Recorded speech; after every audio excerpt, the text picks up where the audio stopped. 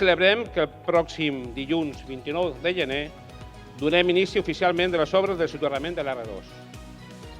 El soterrament és la gran oportunitat per transformar Montcada i Reixac i així aconseguir una ciutat més cohesionada territorial i socialment, més unida i més segura, iniciant un nou camí per crear una nova ciutat, després que 180 persones hagin perdut la vida aquestes vies.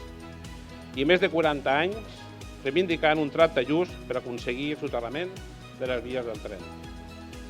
Avui podem dir que ara sí, soterrem. El municipi de Montcada i Reixac, a través de la iniciativa de l'Oficina del Soterrament, demostra un compromís excepcional en la planificació i execució de l'obra del soterrament de la R2.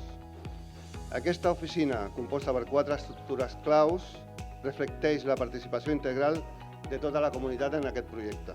Ara encetem una nova etapa que esperem amb moltes ganes, però que som conscients que estarà plena de situacions molt compromeses pels que vivim i treballem al municipi. Sorolls, pols, dificultats de mobilitat, una bona colla d'anys.